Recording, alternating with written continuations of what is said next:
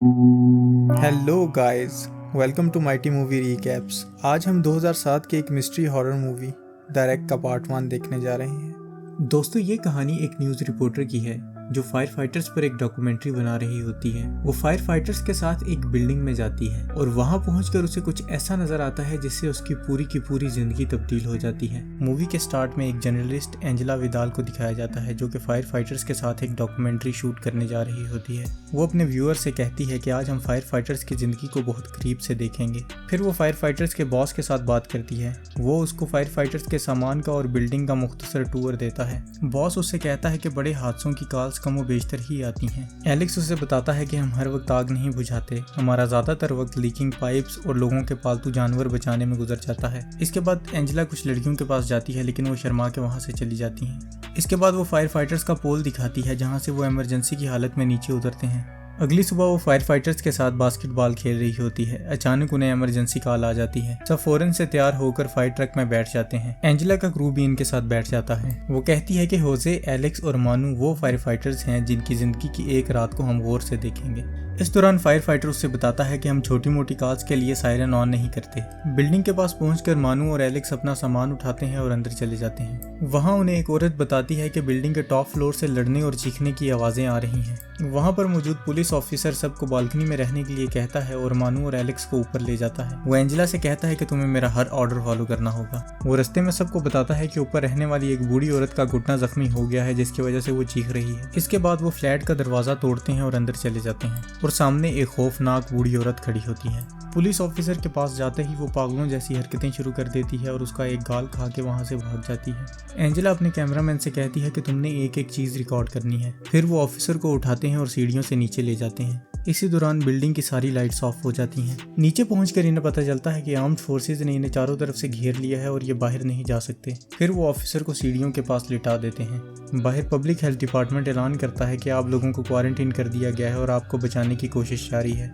तब तक आपको आपके दरमियान मौजूद ऑफिसर के ऑर्डर्स फॉलो करने हैं। ऑफिसर एंजेला से कैमरा बंद करने के लिए कहता है लेकिन वो उसकी बात नहीं मानती। फिर सब लोग जख्मी ऑफिसर को बैकडोर से निकालने का फैसला करते हैं। इसी दौरान एलेक्स ऊपर से उड़ता हुआ आता है और नीचे गिर के फट जाता है। यहाँ पर एंजेला का कैमरा कुछ देर के लिए बंद हो जाता है। जब कैमरा दोबारा ऑन होता है तो वो बूढ़ी औरत के कमरे में जा रही होती है। वहाँ पर एक पुलिस ऑफिसर भी होता है। अचानक बूढ़ी औरत उनकी तरफ भागना शुरू करती है और ऑफिसर उसे शूट कर देता है। एंजेला अपने व्यूअर्स को बता रही होती है कि यहाँ पर अब तक 2 मौतें हो चुकी हैं। तभी पुलिस ऐलान करती है कि कोई भी शख्स बिल्डिंग से बाहर जाने की कोशिश न करे। CBRN प्रोटोकॉल फॉलो किया जा रहा है और कुछ ही देर बाद एक मेडिकल ऑफिसर बिल्डिंग के अंदर आएगा। तभी एक आदमी गिला करता है कि टीवी, इंटरनेट, मोबाइल फोन कोई सिग्नल नहीं आ रहा और दूसरी औरत कहती है कि मेरी बच्ची बीमार है, इसे दवाइयाँ चाहिए। एंजेला के पूछने पर फायरमैन उससे बताता है कि CBRN वो प्रोसीजर है जो रेडियोलॉजिकल, बायोलॉजिकल और केमिकल वेपन्स को कंट्रोल करने के लिए इस्तेमाल किया जाता है। जख्मियों की हालत वक्त के साथ साथ खराब हो रही होती है। उनको निकालने के लिए ये लोग छत पर जाते हैं लेकिन वहाँ पर भी पुलिस खड़ी होती है और बिल्डिंग को सील कर रही होती है। वो बार बार इन्हें यही बात कह रहे होते हैं कि आपने बिल्डिंग से बाहर जाने की कोशिश नहीं करनी। इनके साथ एक मेडिकल असिस्टेंट कियान भी होता है। वो जख्मी ऑफिसर को फर्स्ट एड देता है। वो कहता है कि मैंने कोशिश तो की है लेकिन ये बहुत ज्यादा जख्मी है, इन्हें हॉस्पिटल की जरूरत है। इसके बाद एंजेला बिल्डिंग में मौजूद लोगों के इंटरव्यू लेना स्टार्ट कर देती है। सब लोग इन हादसात से डरे होते हैं और किसी को कोई आइडिया नहीं होता कि ये सब कुछ हो क्यों रहा है। तभी ऑफिसर सर्जियो उन सबसे कहता है कि इस बिल्डिंग में कोई इन्फेक्शन फैली हुई है और मेडिकल ऑफिसर सबके ब्लड सैंपल लेने आ रहा है। मानू चेक करता है कि बिल्डिंग के सारे लोग यहाँ पर मौजूद हैं कि नहीं। चाइनीज लड़की उसे बताती है कि मेरे वालिद साहिब ऊपर अपने फ्लैट में हैं। कुछ देर बाद सर्जियो दरवाजा खोलने जाता है और एक आदमी बायो सूट में फुल पैक अंदर आ जाता है। वो सर्जियो से कहता है कि मुझे मेडिकल असिस्टेंट के पास ले जाओ और बाकी सब लोग यहाँ लॉबी में रहेंगे। इस दौरान एंजेला अपने कैमरामैन पाब्लो से कहती है कि अगर ये इन्फेक्शन वायरल है तो फिर वो दोनों जख्मी लोग भी बूढ़ी औरत जैसे बन जाएंगे। फिर ये दोनों बेसमेंट की खिड़की पर चढ़ के मेडिकल ऑफिसर की वीडियो बनाते हैं। मेडिकल ऑफिसर इन्हें इंजेक्शन लगा के हथकड़ियाँ लगाने ही वाला होता है कि ये दोनों अचानक बूढ़ी औरत की तरह पागल हो जाते हैं और मेडिकल असिस्टेंट को चक्की काट देते हैं और फिर सब लोग कमरे से बाहर भागते हैं लेकिन ऑफिसर मेडिकल असिस्टेंट को अंदर ही बंद कर देता है। वो सबको बताता है कि ये बीमारी इन्फेक्टेड लोगों के थूक से फैलती है। कुछ देर बाद लोगों के फोर्स करने पर मेडिकल ऑफिसर उन्हें बताता है कि शहर के एक वेटनरी हॉस्पिटल में एक कुत्ता आया था जिसको ये बीमारी लगी हुई थी। एक औरत कहती है कि कहीं उस कुत्ते का नाम मैक्स तो नहीं था। ऑफिसर कहता है कि हाँ यही था। ये कुत्ता उसी औरत का होता है जो बार बार कह रही होती है कि मेरी बेटी बीमार है। अचानक लड़की ज़ॉम्बी बन जाती है और अपनी माँ की आंख खा जाती है और फिर सब उस औरत को सीढ़ियों के साथ बांध देते हैं।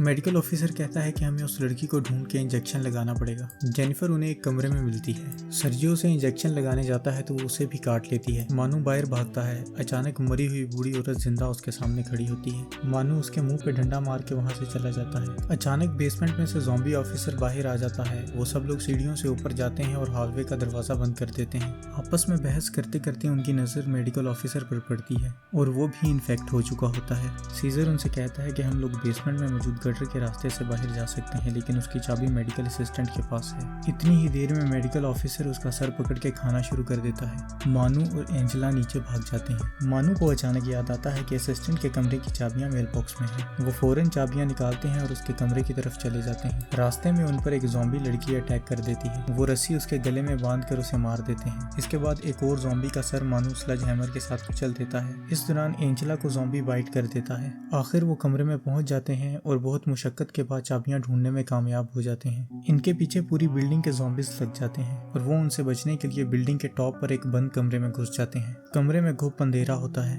कुछ ही देर बाद कैमरामैन लाइट ऑन कर देता है। ये बदबूदार कमरा बहुत ही अजीबोगरीब और खौफनाक होता है। लेबोरेटरी इक्विपमेंट, क्रिश्चियन क्रॉसेस और स्टैचूज हर तरफ बिखरे होते हैं और चारों तरफ दीवारों पर किसी पोर्तुगीज लड़की की फोटोज लगी होती हैं। अखबार की हर कटिंग में उस लड़की की पोजेशन का जिक्र होता है। अचानक कमरे में किसी के चलने की आवाज आती है। कमरे में मौजूद कुछ फाइलें और रिकॉर्डिंग सुनने के बाद इनको पता चलता है कि ये कमरा एक डॉक्टर का है जो इस लड़की के लिए वैक्सीन बना रहा था, लेकिन बहुत सी कोशिशें करने के बाद वो इस नतीजे पर पहुंचा कि इस लड़की को मारने के अलावा और कोई हल नहीं है। अचानक एडिक का दरवाजा खुल जाता है और पाब्लो अपना कैमरा उसमें डाल के वीडियो बनाता है। कमरे में वही छोटी सी बच्ची होती है और वो कैमरे की लाइट तोड़ देती है। पाब्लो कैमरे की नाइट विजन ऑन करता है। वहाँ पर एक बहुत ही खौफनाक औरत घूम रही होती है। दोनों बहुत ही खामोशी से बाहर की तरफ जाना शुरू करते हैं, लेकिन वो इनको देख लेती है और अंधाधुंध हथौड़ियां चलाना शुरू कर देती है। फिर पाब्लो उसके सामने आ जाता है और एंजेला से कहता है तुम यहाँ से भाग जाओ। वो पाब्लो को मार देती है और एंजेला एक टेबल के नीचे छुप जाती है। फिर कुछ ही देर बाद कोई चीज एंजेला को पीछे खींच लेती है और यहाँ पर ये मूवी खत्म हो जाती है। दोस्तों, अगर आपको ये वीडियो पसंद आई तो इसे लाइक करें और अगर पसंद नहीं आई तो डिसलाइक करें और इसी तरह की और वीडियोस देखने के लिए हमारे चैनल को सब्सक्राइब करें। फिर मिलेंगे एक नई वीडियो के साथ, तब तक के लिए टेक केयर।